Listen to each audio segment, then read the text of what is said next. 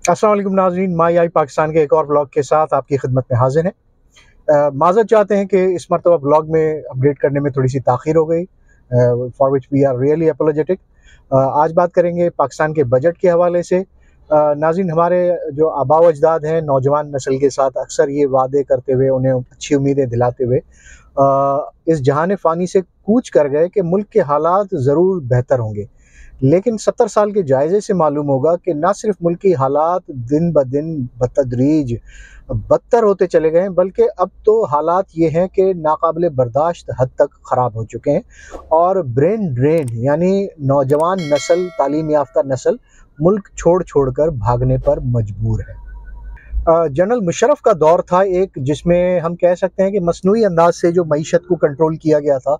उसने बेहतर हालात हमें मिले थे मुशर्रफ साहब के दौर में, लेकिन वो सहारा बेसिकली मईशत को जो मिला था वो कोलिशन सपोर्ट फंड की मदद से जो हमें डॉलर्स मिले थे उनकी वजह से था। हमारी मसनूई अंदाज से यानी बैसाखियों पर खड़ी मईशत बिलाखिर ये कोलिशन सपोर्ट फंड ख़त्म होने के बाद उसी मकाम पर जा पहुंची जहां पर ये अफगान वार शुरू होने से पहले यानी कोलिशन सपोर्ट फंड मिलने से पहले खड़ी थी। बुनियादी तौर पर हमारी मईशत का स्ट्रक्चर ऐसा बना हुआ है कि कर्जा मिलता रहे तो हम मुल्क चलाते रहेंगे, वरना वही IMF, कशकोल या फिर कुफायत शारी की जो मुहिम है, बातें जो हैं वो अक्सर मुल्क के गरीब आवाम ने ही बर्दाश्त करना होता है। ये सब अशराफिया या अमीर तबके को किफ़ायत शारी लफ्ज़ के काफ तक का भी इल्म नहीं है। मुल्की मईशत पर सबसे ज़्यादा बोझ भले ही लोगों की पेंशन का हो या फिर इम्पोर्टेड आइटम्स का या किसी और पेंशन फंड का, लेकिन अखराजात हमारे पास करने के लिए पैसे बिल्कुल नहीं है। हमेशा कर्जा लेकर ही ये अखराजात पूरे करने हैं, तो बिलाखिर मुल्क आखिर कब तक चलेगा। कौमी असम्बली में माली साल 2023-24 के लिए जो बजट पेश किया गया है, उस दस्तावेज को देखेंगे तो मालूम होगा कि $36.6 बिलियन की बैरूनी अदायगियाँ करनी है, और ये बहुत ही ख़तरनाक आदाद-ओ-शुमार हैं, क्योंकि जिस वक्त पाकिस्तान IMF से सिर्फ $1 अरब हासिल करने के लिए तड़प रहा है, वहीं $36 अरब से ज़ायद की अदायगी कोह पैमाई की एक ऐसी मुहिम है जिसमें कोह पैमा की मौत यकीनी है। कोई वक्त था जब बजट में बैरूनी अदायगियों के लिए जो रकम मख्तस की जाती थी वो सिर्फ 1153 अरब रुपए हुआ करती थी, और अब ये 7303 अरब तक जा पहुंची है। नाज़रीन, डॉक्टर के पास जब गैंग्रेन का मरीज लाया जाता है तो दानिशमंदी यही होती है कि मुतासरा हिस्सा काट कर फेंक दिया जाए, ना कि मर्ज को बिगड़ने के लिए मजीद पट्टियों पे पट्टियां चढ़ाई जाएं। लिहाजा मईशत में भी अब सर्जरी का वक्त आ चुका है। वफाकी हुकूमत के पास इस वक्त 34 वजारतें हैं, 48 डिवीजन्स हैं, 400 से ज़ायद महकमे हैं।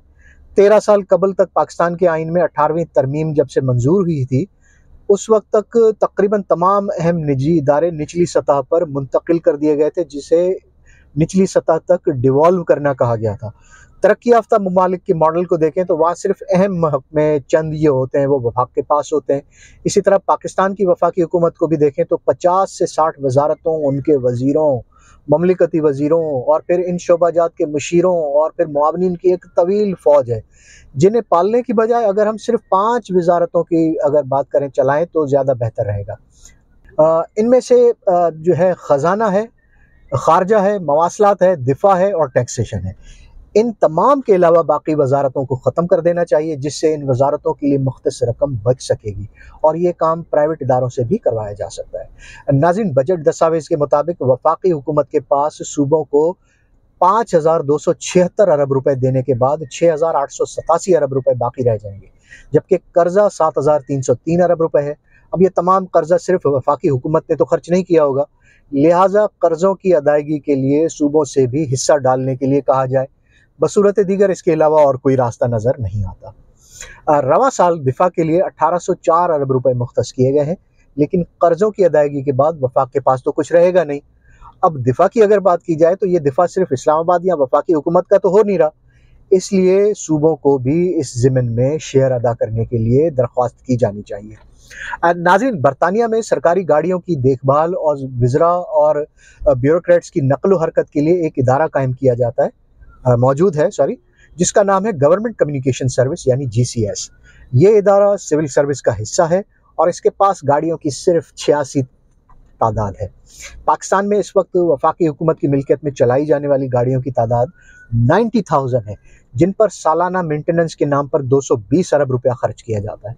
हुकूमत चाहे तो ब्यूरोक्रेट्स की शाही अय्याशियों पर पाबंदियों को ख़त्म करते हुए 89,000 से ज़ायद गाड़ियाँ वापस करके या उन्हें ऑक्शन करके बहुत बड़ा भारी मुनाफा या पैसा बचा सकती है। तनख्वाहें, मराहत, सहूलतें और मुफ्त पेट्रोल लेने वाले अफसरान से अगर ये कहा जाए कि वो अपनी गाड़ी खुद खरीदें और फिर जीसीएस की तरह तर्ज पर पूल बना के अगर इंतज़ाम किया जाए तो मुल्क में बहुत पैसा बचाया जा सकता है।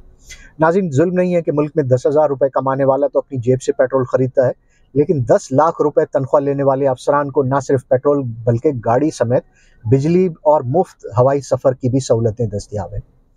नाज़रीन, सरकारी सरपरस्ती में चलने वाले इदारे यानी स्टेट एंटरप्राइजेज जो होती हैं, स्टेट ओन्ड एंटरप्राइजेज, उनकी तादाद भी 200 के करीब है और इनकी वजह से 2000 अरब रुपए का नुकसान होता है।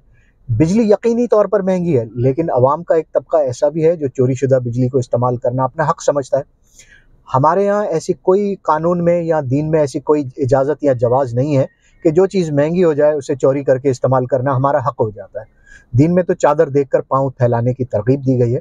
बिजली की चोरी, लाइन लॉसेज और दीगर नुकसानात की वजह से बिजली के शोबे को सालाना 2.5 अरब रुपए का नुकसान होता है और गुज़िश्ता साल भी यही सूरत हाल रही। कमोडिटी ऑपरेशंस की वजह से 1000 अरब रुपए का नुकसान हुआ, जबकि पाकिस्तान एग्रीकल्चर स्टोरेज और सर्विसेज कॉरपोरेशन यानी पास्को को भी भारी नुकसानात का सामना करना पड़ा है। ऐसे इदारों की प्राइवेटाइजेशन अब लाजमी हो चुकी है और उन्हें सरकारी सरपरस्ती से ख़त्म करके बेल आउट पैकेजेस से जान छुड़ानी चाहिए। बजट में सिर्फ इस्लामाबाद के लिए 950 अरब रुपए मुख्तस किए गए हैं। हालांकि 270 मुरब्बा स्क्वायर किलोमीटर्स पर फैले इस शहर के लिए सिर्फ 50 अरब रुपए ही काफ़ी हैं। यहाँ 900 अरब रुपए की भी बचत की जा सकती है। बेनज़ीर इनकम सपोर्ट प्रोग्राम की अगर बात करें तो 400-450 अरब रुपए मुख्तस किए गए हैं। अब इस्लामाबाद की आबादी को अगर देखें तो पूरे मुल्क की आबादी का यहाँ पर सिर्फ 1% रहता है। अब पूरे BISP का खर्चा वफाकी गवर्नमेंट उठाएगी तो फिर 18वीं तरमीम का फ़ायदा क्या हुआ। सो चाहिए ये कि 18वीं तरमीम का फ़ायदा उठाते हुए इस प्रोग्राम को भी सूबों की सतह पर मुंतकिल किया जाए कि जो रेसिपेंट्स हैं वो जिस सूबे में मौजूद हैं वहाँ से सूबा उनको ये रकम प्रोवाइड कर दे। अब जाते जाते आपको एक और इंकशाफ करते चलें कि गुज़िश्ता दिनों तमाम सियासी जमातों ने मिलकर सेनेट में ओहदे पर बैठे और रिटायर्ड चेयरमैन सेनेट के लिए सहूलतों और मराहत से लबरेज एक पैकेज मंजूर किया है, जिसके तहत टैक्स पेयर्स की जेब पर बोझ डालते हुए उन्हें ताहयात सिक्योरिटी, अमला, 12 का अमला, सवाबदीदी फ़ंड्स, अपने और फैमिली के लिए पुरतायुश सफ़री सहूलतें, प्रोविडेंट फ़ंड, कमर्शियल तैयारा, चार्टर्ड तैयारा या किसी भी फ्लाइंग क्लब का तैयारा बवक्त ज़रूरत उन्हें फ़राहम किया जा सकता है। उन्हें सरकारी रहशगाह मिलेगी, मुफ्त टेलीफोन, दफ्तर बनाने या दफ्तर कायम करने का अलाउंस, TADA अलाउंस वगैरह जैसी भारी भरकम मरात जो हैं ये सब बिल में शामिल करके उन्हें मंजूर कराया गया है। हैरानी है कि मीडिया में इस बिल के हवाले से कोई रिपोर्ट अगर आई भी होगी तो उसे इतनी हाईलाइट नहीं किया गया उतना जितना करना चाहिए। सिर्फ जमात इस्लामी के सेनेटर मुश्ताक साहब हैं, उन्होंने मुखालफत की। नाज़रीन, ये याद रखना बेहद ज़रूरी है कि मईशत को दुरुस्त ना किया गया और मुल्क दुश्मन इक़दामात या फिर कर्ज़े लेकर मुल्क चलाने की कोशिश की जाती रही तो मुल्क की बका ख़तरे में लाजमी पड़ेगी। उम्मीद है कि हुक्मरान और पॉलिसी साज होश के नाखुन लेंगे और मुल्क को दुरुस्त सिमत में गामज़न करने के लिए अल्लाह तबारक ताला उनके जहनों में ये ख्याल डालेगा कि मुल्क का भी भला करना है, सिवाय अपने लिए पैकेजेस मंजूर नहीं करें। डर है कि कहीं देर ना हो जाए, क्योंकि time and time waits for none.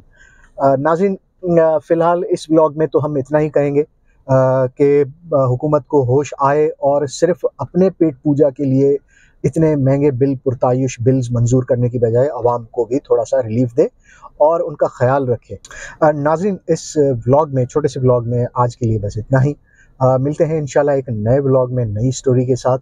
अगर आपने मेरे चैनल को लाइक एंड सब्सक्राइब नहीं किया तो ज़रूर करें, साथ में बेल आइकन को भी ज़रूर प्रेस कीजिएगा ताकि अगली वीडियो आपके अलर्ट्स में शामिल हो जाए। मुझे अगले व्लॉग तक के लिए दीजिए इजाज़त।